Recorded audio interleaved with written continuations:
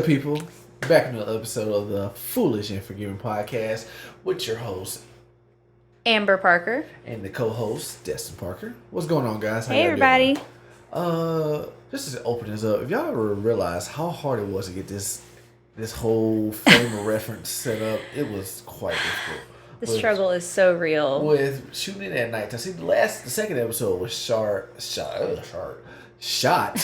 during the daytime, so I had this good natural lighting coming from this window to lighten up this one's face, and give me a little bit color because it probably look a little darker here, but whatever.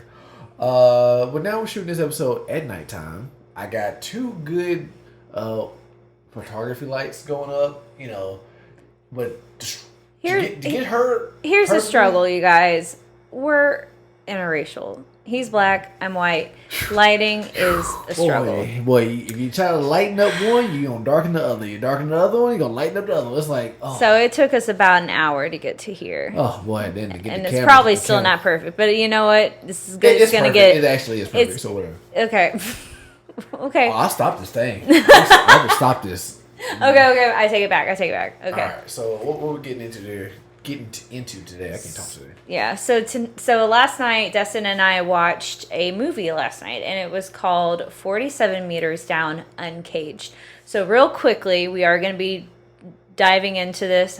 Get it? Diving in. 47 minutes. Diving into this. So if you haven't seen the movie and you do plan on watching it, this is your spoiler alert. This movie been out. They nobody watched this movie. This movie I just want to throw it out there as a courtesy. Academy Awards going out. That's true. I didn't even really know it existed. But yeah, so we watched that movie last night, and it sparked a lot of discussion. And Destin had a lot of feelings. And actually, they're on the device that's recording us right now, so I can't look at them. Yeah, that's true. I do remember some of them, yeah. Well, let me give you a quick breakdown. Go ahead. Tell me what the movie's about. So basically, the movie is about these 4 teenage girls that they decide to, unbeknownst to everyone, go cave diving. And the cave was essentially the sunken ruins of a Mayan city. And there was like a legend or whatever that it was also the breeding ground for some sharks, great white sharks. And so basically the girls decide to go cave diving. They end up knocking a bunch of stuff down, which awoke the sharks. And it's basically about them trying to get out alive. So that's the gist of the movie. It's like one of those things, now that I look back on it, see, that one scene you're talking about, when they knocked over like the little statues or whatever. I was expecting like something like to open a wall. Yeah. So I don't think they necessarily... I thought the sharks were like stuck somewhere. Apparently they were just hanging out. I don't necessarily think they were in anything. The way I thought it was going to happen, I was like, oh, boom, and then it falls back and it hits a wall and opens up these ancient sharks. That's what we both thought was going to happen. Because as you go on, they're they're developed different because they're blind. They're blind. They're blind. These some daredevil sharks. So all their other senses, hearing, scent, all of that are super heightened. Because the first thing they see, they kind of give a reference to that is they see this fish that it looks blind, and they can see it's blind, so that gives reference to every animal that was in this cave this underground tunnel, where they have evolved to kind of adapt to that surrounding. Because I guess they could, because until the dad and his workers made the hole, they had been trapped in there. You look at it. What I don't get, and maybe I just haven't thought about it enough, is how come these sharks didn't come out before? Because the dad and his workers are pumping music and they're working in the cave, and these sharks never came around then. So I guess when they did knock statues over, maybe they did open up something, but they didn't give a good showing of it. They just knocked over something and made a bunch of noise. Yeah. And then the sharks were like, "We're here," because they kicked up all the dirt. Mm-hmm. And then they're like, "Oh, we can't find each other." Everybody discombobulated and whatnot. And then old buddy found it with the worker, the white dude found the one girl to kind of oh, you had no line, which is kind of crazy. I guess he could hear him over the intercom. How the hell did he get? They can all hear each other because even the dad. Well, I know they can hear each other, but I guess because once they got a certain distance away from each other, the intercoms break up. So he had to be just so happy to be coming in that direction. You get what I'm saying? Yeah. So my first one, we can take it back. The opening, they're obviously these girls go to a prep school. Right. And so it opens up with one girl falling into a pool. Being pushed into a pool. And it was like one of the things like, are there still prep school like girl bullies? Like yeah, so that was my big question. And maybe I'd love to hear y'all's thoughts and maybe experiences with this. But whenever I watch movies and shows with these bullies that they go out of their way to make another person's life miserable. Not like those kind of subtle, just kind of like, I guess just you kind of like, petty make fun things. of them, but like this girl, these girls like literally pushed another girl into the pool with all her books and stuff like that. Like I go like, and they're all girls school, so and they go to this prep school. Like, are they still like? Well, I won't say like bullies because there are. Yeah, bullies, they're definitely bullies. But like prep school, but like these are look like wealthy kids. Like their parents are very wealthy. This is a tuition based school.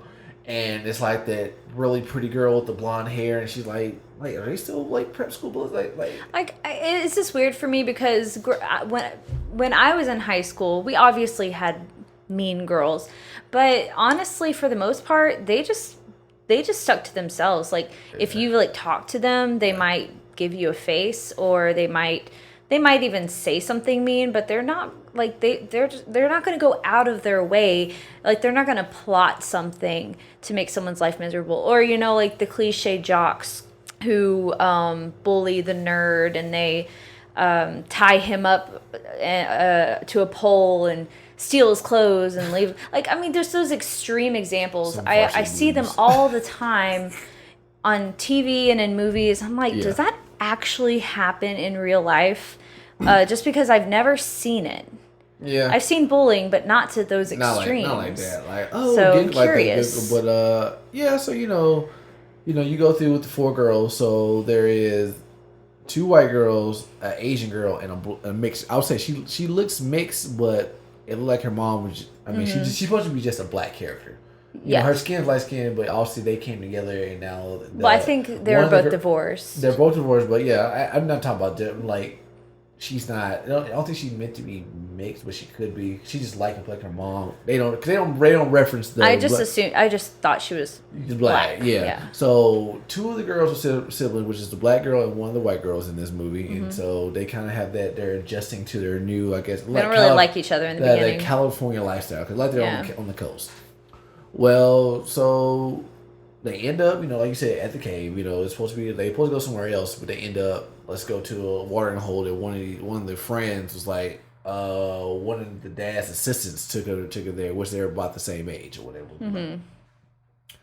My first issue with this movie, I don't know who wrote this, but and it might be the few black people that like to go cave diving. But I'll be honest with you, I don't know too many black people that goes cave diving. I don't know about you. Okay, from like what you've told me, black people typically stay away from large bodies of water, and then also just dangerous things in general. If you do, you are either from the country, which is kind of like your lifestyle, but like city black folk, we don't. Like, when we go to the beach, we really out there deep in the ocean. We kick our feet on the coastline, baby. I go to these beach vacations with you, and I'm like, let's go into the water. And they're like, I got you. I'll be out here, And so that was my first, I was like, I don't know who wrote this, but you had to write that fiction, as fictional will be like not the truth.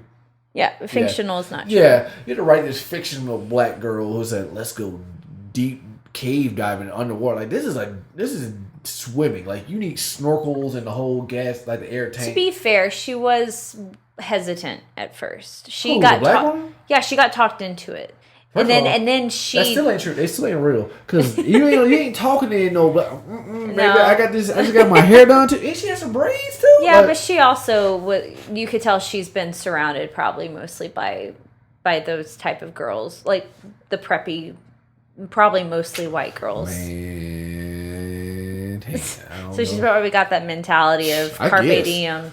Maybe. So then my next thing was these super powered sharks. So it was insane. So they come to so from what was known, there is an entrance, and then there's a second entrance for this cave because it's the one that the main one where the dad came from, and then it was like a second one that was made that's where they were at. You know, because that's what that little water hole is. That was the special one that. Would there not be two because they had, or sorry, would there not be three because where they initially entered, and then the second entrance was when they were trying to climb that cable, and then the third was the ocean? Well, okay. The two entrances that we're talking about are the ones that the dad made. Okay, they made those, so you know he knew that from his travels of making. Okay, so the water hole and then where they came in to work from is the two that was man-made, cut out. The other one was like he just like, okay, I've explored this enough to know there's the whatever.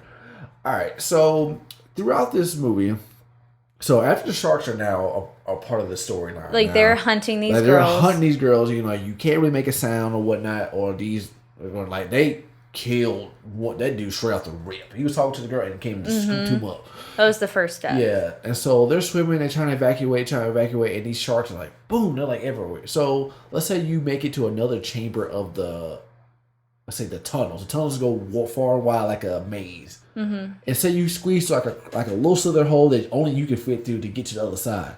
Somehow these sharks kept getting to the other side where they're at, like with the swiftness though. It had to have just been that there were multiple ways to get to that, like from point A to point B. There had to be multiple ways to get to point B, and they just used their senses to get around quickly. These jokers were because there's no way they're gonna fit through. Well, then we found out, of course, there were multiple sharks. I thought it was just one. Yeah, I thought so too. And then it turned to be like what, 3? No, it was more than 3. It was like 6. Well, they were the regular 6. The regular 3 was when they got out to the ocean. There were 3 in the cave. They were blind. I thought there were still even more. Because remember when they're in that, like, the first exit, I guess, and they're all swimming. Were there only 3? I guess in my mind it seemed like there were a lot more. Because the one goofball girl, when they tried to get out and she jumped off. Oh, yeah. She was falling in. Idiot. 2 grabbed her or whatever, and another one swam with them. Okay, so maybe I just in my mind it's just because there were 3 more, but that's when they got out and they were trying to like. Well, yeah, because those sharks weren't regular. part. Yeah, they weren't part of the cave. Great white, which is like it's crazy to say regular great whites. Yeah. But yeah, I was like, it was a good thrilling movie because I actually really enjoyed it. And you said you thought, I mean, it's pretty predictable. It was. I would say it was for the most part cliche in the sense that. I mean, it's a jump scare movie. Like, you kind of get an idea of when something's going to happen, and like when you think, oh, that person's about to escape, something bad's going to happen. Gotcha. Like, you just know. Yeah. And so, I mean, all in all, I mean, a couple more people died because, I mean, a couple? They did have a very valiant. Okay, I will say everyone died except for the sisters. I will say, yeah, everyone died. So just about like the dad and the girl and the sisters almost died because they did get. So that's my next thing. So they get out into like this to the end. So I'm not trying to tell y'all the whole movie. I'm just kind of tell y'all the points that kind of just that don't make any sense. So. It gets to a point when the sisters are like the last 2 left. They know where they have to get to. They go through this whatever, and they're squeezing through to get to like this. They get to like this last little slither to get out. All right, boom. They get out, and just so happened to be where they were supposed to be. The little boat ride to go see the sharks. It was so happened to be right there on the outlet of where they were at. Yeah. So you think they're gonna escape, and then all of a sudden, chum. Because I was like. Oh, one's bleeding, and I was like, but no one. I didn't see anybody get cut. No, yeah. Yeah, it was like so. It's like and then it's like it so had to be like the little attraction, and they're just chunking chum out to this water, and then here come these sharks. My next thing was every time the sharks got them, they didn't do anything. They just held them in their mouths. They bit them enough to like show bite marks, but they weren't pretty. Now the blind one, damaging. They shook their head. They bit. Down. I don't know anything about sharks, so I don't know what normal shark behavior is, but I feel like if they get a human in their mouth, they're going to bite down until their body is almost completely in half. I Once think, again, also, I could be it's wrong. different. I have Like, no it's idea. different. I think, some parts is that, and then sometimes, some people do get away depending on what you do next. Your next course of action has to be very quick. Like gashing their eye out. Like gashing their eye out. It's certain. Like, first of all, I ain't gonna never have to put these into no type of work because I'm not gonna be. Because he's gonna stay as far away as possible. I'm gonna be as far away. I don't go to deep. Like, I remember, my coworker asked me. I told her we went to the beach one time. She said, "Oh, did y'all go charter boat fishing?" Charter boat fishing. I guess you. I don't know what that is. I said, really. I hold my arm and go. Did you think this family was out there fishing, like on a charter, like in the middle of the ocean? He doesn't know. Who he know? No. Oh, is it she? Yes. Oh, okay. Now I know who you're talking about. He does know I ain't going out to nobody. But I mean, and that's a conversation you and I have had multiple times because I actually love things like adrenaline type things. I wouldn't call myself an adrenaline junkie, but I have gone skydiving and I love to do other things like parasailing or and I even told him I'm not a big body of water person, but I could see myself go cave diving as long as it was with an actual professional. Oh no! And he, of course, is because I've seen the videos. I've seen. If he wants to go cave diving, he'll just YouTube a video. I watch a video. Why I gotta get wet for? Why I gotta get wet for to go see some? See, it's because the thing is, we keep finding new and unknown fishes and stuff out there. I ain't rocking with that. Nope. And I see, like, why would I go to someone else's home field to lose? To lose? Yeah. Why would I go into the water where I'm obviously not going to have the advantage here? I need to have my... Okay. You need to always have a leg up. Yeah, I'm not a thrill seeker. I will say this. Black people do appreciate you, white people, because without you guys, it would not be no new animals found. Cat Williams said the best. It would be no new pit bulls found. It would be nothing. Y'all the reason why we got Shark Week. We do bring a lot to the table. Bring a lot, like the discovery of animals. Thank you to you guys, because if black people were let's say the majority in the early off days, the explorers, they wouldn't be the explorers. Not a whole lot of water exploration. I would say that. And it's like the thing. I told her one part, like when the girls like, all right, you learn something about your boy. The girls hop off the top of the thing into the watering hole. Oh, I do that. Yeah. I would not come walk my way down because they have the option I of can jumping swim directionally. I can't wade water or like sit there and float. My black self is going to sink like a rock. When we went to the lake, I jumped in there. Oh yeah, because we also had floaties. No, I didn't. Oh, you didn't? When I floated in the water, I had the little noodle. The noodle, yeah. Nigga, don't be out here. The noodle didn't help. When you say floaties, that means it's a floaty for me. That means I got like the thing around my waist and like the thing on my arm. It's a floaty for me because it floated. No, but when you say the term like, oh, he had floated like I said, because I jumped in the water. I jumped in the water and you go, oh, he had floated like I had some arm things on. Split splash. I was taking a bath. Like no. What? See, no. No, okay, man. my bad. No, when I floated in the water, I had a noodle. There you go. Okay. Thank you. We cleared that up. I'm sorry. You're right. I did make it seem like you were a toddler, and I didn't mean like that. But I got my own personal flotation device now. Yeah, you are. So. But all in all, I thought it was a good movie. It's a watch you watch at the house. It's not something that you. Because it's not even in theaters anymore. Are there even movies out anymore worth going to see in the theaters? I do want to see the new Bad Boys, but you're not gonna watch that. No. I'll watch it, but I wouldn't want to go to the theaters to see it. I just feel like going to the theater like that has to be like a huge movie. Like I could see superhero movies are still very appealing to go see in the theater, just because like it's such a large franchise.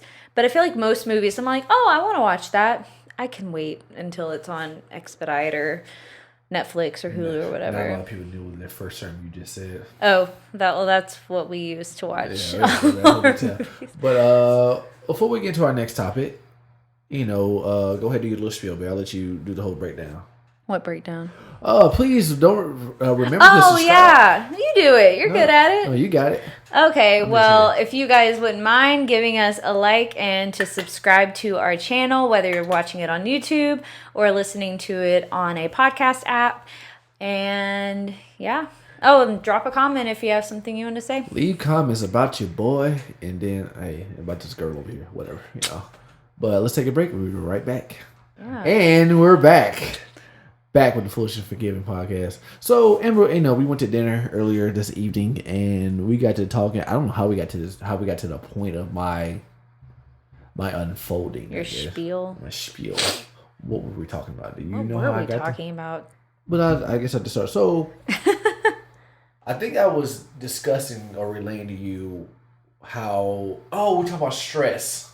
Right, that's what it was. About stress. Because Destin does not show much stress. Like, you would, for those that like truly know him and have been around him enough, you would be surprised if you found out he's stressed about anything. Because he is the king of compartmentalization. He's really good at letting things roll off of his back. He's just super laid back and chill. And if he is upset about something, he doesn't really show it. But yeah, tonight he kind of opened up about something, and we talked about whether or not we would want to talk about it on the podcast or not. And he's open to being vulnerable about it, and I think it'll reach out to some people, some of our listeners. So take it away. So we were talking about stresses, and then Amber was asking me, "What's the last thing that you stressed about?" So I kind of rattled off a couple little points. And then, I kind of told her, like, the one thing as of recently. So, another thing we need to know about me, I spend more time inside my own head, thinking, analyzing. I'm very analytical. I'm very, like, I think different layers. I think about pathways of how things are responding to people and myself. And so, we were talking about traumas, So, for those of you who don't know, like, my biological dad and me have a very strange relationship. Like, very strange. Like, you talk about when I moved, like, when I was a little kid, cool. He was a part of my life. I'd be at his house. He'll come pick me up, drop me back off, yada, yada. And then we moved to Texas when I was, like, 11. And so it went, like, a long period of time where it's that breakage. I think that's where it started for us. And so I was telling Amber about how, because as I kept getting older, it became less and less prevalent how much he was involved in my life. Now, what did happen is my mom did get married, and so my stepfather, who's now has passed some years back now, Paul Nobles is my real dad. Paul Proctor is my real daddy. It's so ironic, both of my dads are. Your mama likes the Pauls. I know, right? And so I was telling her, my relationship with my dad is very strange. Like, do I love my dad? Do I have any resentment? I love him. I don't have any resentment. At least I'm not verbalizing it as resentment. At least I don't know. And I told her like this. I go, my dad, cause I feel like everybody has a purpose for some reason. Like, regardless if it's good or bad, it's a purpose for your role in the way that the world is. So my dad's purpose, without him, there is no me. There's no person right here speaking to you on this camera into this mic, so you can listen to him. Without him and my mom, there's no me. I feel like he had his position and he did his role. And Paul Proctor, who my stepdad who passed, was always meant to be in that place to kind of just take the spot. And so growing up, at one point when I was younger, because you're a kid, you don't understand, I had problems with my stepfather at the time because I felt guarded as far as my dad. Like, I have a dad. I don't need another one. And so it went so far as they put me in therapy when I was like 11 or 12 to kind of like, it get my emotion. Obviously, I was already showing signs that I don't say much. I don't express myself. I just express either anger or happiness. And so you're talking about 11, 12-year-old in therapy. Now I really understand why I'm in therapy. I remember telling the therapist, I remember asking my coach, like, dude, like, I told him, like, I don't need none of that. I have a dad, So, that happened. Now, as I got older, me and Paul became closer because he's in my household. You talk about, I'm going through my most important years of my life now. I'm going through teenage years and stuff like that, and, puberty and, high school. So that's where a lot of the breakers come from. So when I moved to Texas, my dad never came out there to see me. Now, my brother's dad, Sean, came out there the first time we moved out there. You get what I'm saying? So Texas, that's where I learned. That's when I started playing football. That's when I fell in love with playing sports. Was Texas. Like I said, my teenage years. So that's when my personality is starting to fulfill itself, fill out, because you discovering yourself as a either me as a man or you as a woman, as that teenage, because you got the hormones, you're going through those waves of life of peer pressure and stuff like that. And so I'm finding myself. So now I'm in that mind frame. So once again, I am my mother's child. So the way me and my mom, we bond like that. Me and my mom had that same bond. Me and her both dad dynamics are the same. What would be my actual granddaddy, I see him every so often. He does and he's just around. You get what I'm saying? Usually just see him in those funerals. I see him at a funeral, maybe some gathering, because I'm gonna see him at some form of a gathering on that side of the family, because you got my aunts and cousins who I'm going to be around. He just kind of whatever. But me and her had that same dynamic where it's what's up? Because I told you, my mom expressed to me I had to make sure that you got over there to your dad's house. When you're younger. My mom has never talked bad about my dad at all, which I really commend her for. Absolutely. My mom has never said an ill word about my dad.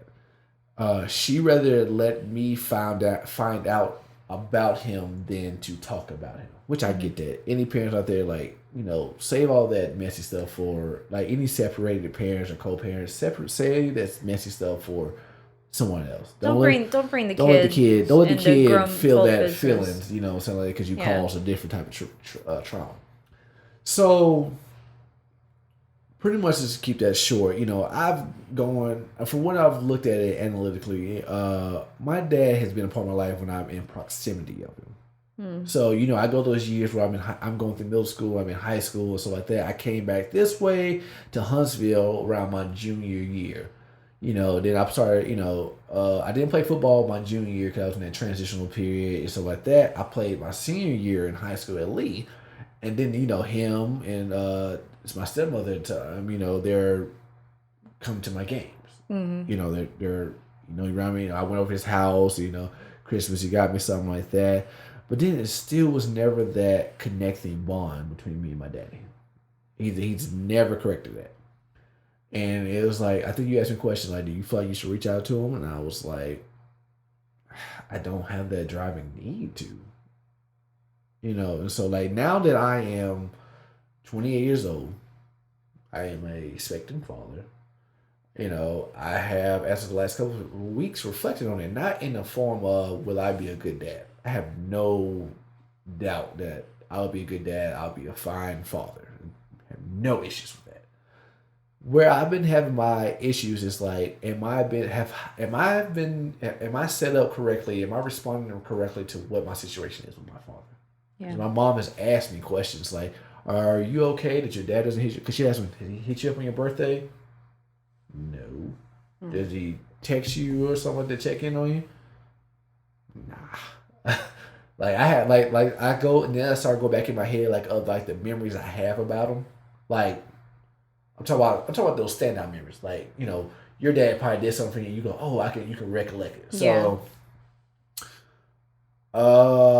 let's go recently.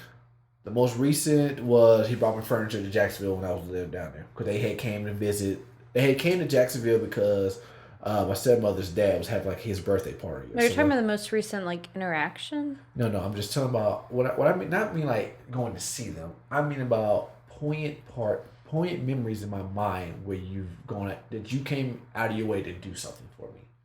What about when he brought the couch to our Addison Park apartment? I'm here. See, that does not count. I'm not talking about that. Okay. So let me just detail out, what I'm explaining is not necessarily him giving me something, but He made a travel. Yeah, he did go very much out of his way for that. He made a travel. So when they came down there, you know, of course, my apartment that I had in Jacksonville was, I mean, for me, I had my bed set, I had a TV, but like I had like no living room furniture or something like that. So empty. And so this is probably the biggest gesture he's probably done for me. That makes sense to me. You know, not talking about something as a kid, him buying me clothes or shoes or something like that, or a game. He came down like the next week, the week after. He brought me a few chairs, and stuff like that, and like a table, like the glass table that we got in there. He brought me all that stuff down there. It was some of my grandmother's old furniture stuff that he had put up in storage. He brought all that stuff down there, and, you know, I was like, oh, okay, that's a cool gesture, but like my interaction with my dad is never, it's just very dry. And I was like, dude, this dude ain't got no personality. And she goes, yeah, but when you get him warmed up, he's very funny. Well, I've seen them laugh before, but like we don't talk. Right. You know what I'm saying? Like how I'm set up now is I bond with you more when you can relate to me. Mm-hmm. I don't bond with you with small talk. Oh yeah, you hate small talk. I hate small talk. That's another thing. If you don't, I do not like the hey. I do the hey, how you doing to people I don't talk to on a regular basis. Hey. But he comes home from work. I'm like, hey, how was work? I'm like, he doesn't want to talk about it because it's just small talk. Yeah, it's small talk. I want you, like, if you got a question for me, you need something to talk to me about, ask me. Don't ask me the same repetitive I've learned over the years how to communicate with him. Yeah. And so we don't have, like, it's no way, like, I'm not trying to fight him to bond with me. Yeah. I'm your oldest son. You know, he has 2 other ones. You know, I'm your oldest son, so I can't only imagine how, you know, because I feel like he does, like my mom said, he's good with kids. My dad's really good with kids, but they had to be there, like, yeah, in proximity. You know what I'm saying? So the one before that, this is probably around time I graduated high school. He sent me a text message. That's a long gap. You know, and of course I've seen him in between those times, right? But you know, I'm talking about stuff of serious moments. So he sent me a text message, and he was like, I'm sorry I did not get to grow with you. And, you know, I thought, like, oh, maybe they could spark something. Yeah. You know, like, maybe we can, because I am very willing and open to have conversations and talk about things. It's just, do you want to? Right. And so, it is really, I don't know if it's been hard or, like, you asked me, like, have you suppressed it? I'm like, I might have, like, this, like, because, like, I don't talk about my dad, I guess, issues a whole lot. Mm-hmm. Or, I mean, I think as I've gotten, I think with the coming of Isaiah, I might start to recollect on it. Yeah, because I think that was one of my questions was, did this all kind of come up and, you know, you start thinking about it because of Isaiah? Yeah, because I guess because he's going to be a grandfather. This will be his first grandson. Do I think he knows? He might know because of my other cousin who's on that side. But if he still talks to Cassandra, then he'll know because she's going to baby shower. But okay, let's say that then. Let's say he does know because she's going to baby shower. And he hasn't reached out. He ain't reached out. Yeah. It's like, oh, but Destin, why have you said that? Because before, we haven't been talking before them, so why would I include him in a moment that we ain't been even talking before then? So you feel like it's his responsibility to kind of like rekindle that relationship, I'm not disagreeing with that. No, I guess it's like one of those things, like, we are set in stone. We've been set like this for a while. We've been set like this since I was 11. If you think about it. So you think it's kind of like too late, maybe? I don't necessarily think it's too late. I don't. But so the way I'm emotionally set up, it's just like I just don't think about it.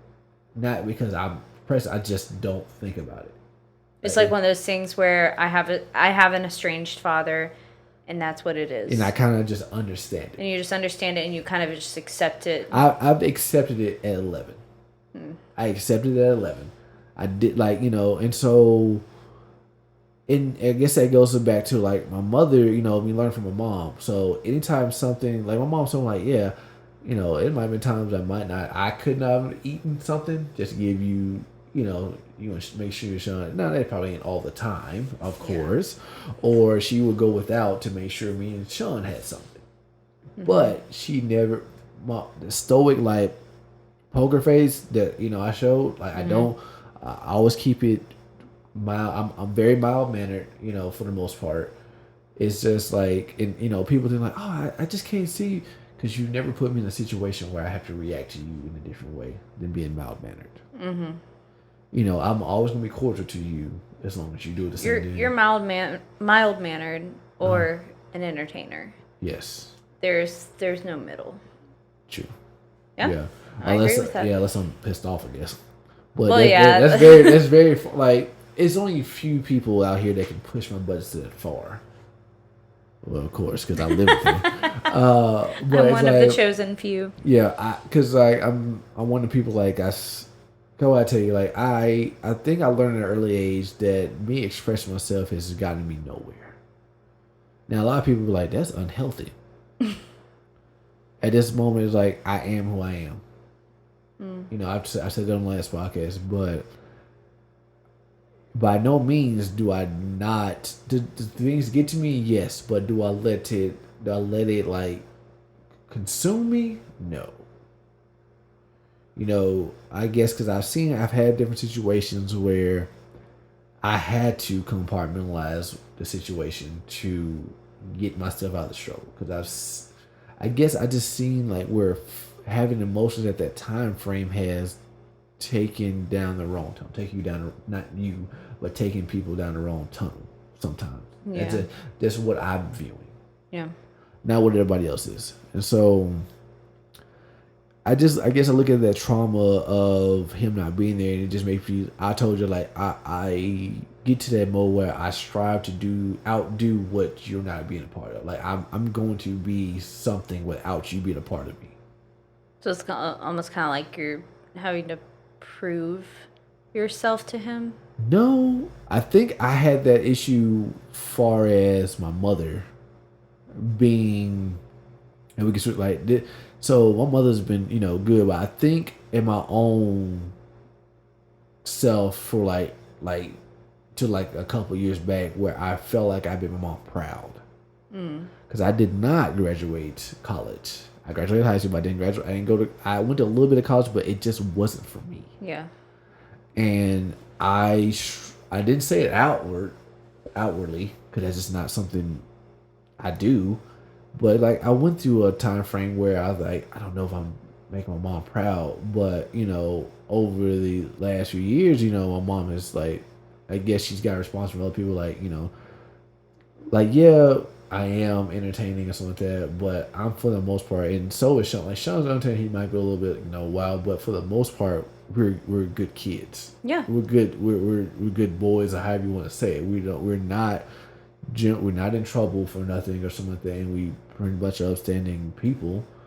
And she's got responses like, your boys are good boys, and so I know for her, and she see other examples of other kids who are like, hey, I tell her, hey, thank you, for doing what you did. Yeah. You know what I'm saying? Like, do you feel like that weight's been lifted off your shoulders? Oh, it was lifted off like some years ago back. You know what I'm saying?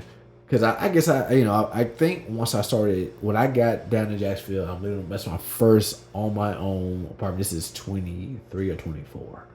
23. I turned 24. It was 2014, and you would have been 23. Yeah. Yeah. Okay. Yeah, I turned 24 down there because it was like coming into that springtime. It's after the winter time. You know what I'm saying? Yeah. I left down there. Got there in January. Yes. And so, I'm living on my own. Got my own. I'm surviving on my own. Without that restraint. Of like having my mother to help me or parental guidance, and so I was just like. I think as that time unfolded, and then we started progressing and stuff like that, I think my mom, I think she was already proud. I think she told me one time, just I thought at one point she'd be like your daddy, because it took my dad a long time to get a stable job. You know what I'm saying? So I guess I showed some signs of that, but then she saw otherwise, or I did otherwise, and stuff like that. Oh yeah, you've always been a hard worker. You've always had multiple jobs. And so, and you know, and I get that from her too. Yeah. You know what I'm saying? Like I Your said, work ethic. like I tell everybody, like I have my shortcomings and whatnot, but I know what I excel at. Yeah. You know? And so, I mean, I guess all in all, like, I would say this with people, like, because Chanel, you know, about Xavier and, you know, her situation, and he got almost the same situation I do with his dad. Yeah. You know what I'm saying? And it's like, I don't know what to say. So, like, you just because you're having a kid doesn't make you a father. Don't make you a dad That's either. true. It makes you a term. I would say it gives you a title term because you did lay and help make this baby, but you can't make someone be above and beyond responsible. Not just in proximity. Don't just be near the child. It's kind of hard to kind of be apart. Takes a lot more. And so I think a part of that trauma helped me to want to, like, cause I love developing. I love to teach. You do. And so I guess in some negative reverse way, I said, well, since I didn't have that, I'm gonna try to get somebody what I didn't have. So I think that's why I think I would be a good dad too, because I love to teach teachable moments. Like, okay, you did do this, but let me help you understand why you probably should. The why behind it. The why behind it. But I think that's all I had. I don't know if they really said anything, but that was just an expression of what was going on in my head. It's very enlightening for me because, you know, like you've mentioned, you don't really open up a lot. I don't. I will say that I am very guarded with my feelings. Like, I think there's only like one person I tell my absolute everything to, and that's my homeboy, DeAndre. I mean, it's because we both are the same, and we've both been in some of the same situation, and I know without a shadow of doubt that I will not be at all judged for any of my thoughts that I have in my head. And so, and like, you know, so people are like, well, you have your wife. I understand it. Like, I know that you're there. It just, it's a struggle thing for me to trust what you've never been in, I guess. Like, we talk about culturally. So, being exposed to, there you go. But you have not been super exposed to, or it's never like you should understand, like, oh, it's okay, but it's like, okay, I can see where you're coming from, type thing. And so I have a hard time allowing people to be a part of my feelings and emotions, because that's my most, I guess it's my most precious thing I have that I own is my feelings. You know what I'm saying? Something that I try to work on. I've over the last years that we've been married, I express a lot more. You know, it's just something that just it's innate in me to protect or stay guarded, stay stoic. You know, because sometimes I can get too honest. I don't want too honest, and it be too emotional for somebody. You know what I'm saying? And so that's all I had to say. Alrighty. Did you have any other questions about my traumas? Not traumatic. I mean, I could, but it would probably go on. Well, I don't have any like off the top of my head right now. Oh, okay then. I guess that's the end of that. But yeah, like she said, go to foolishandforgiving@gmail.com for submit your questions, any comments. Hit us up on Instagram. Is it foolish_and_forgiving? Yes. At Instagram.com.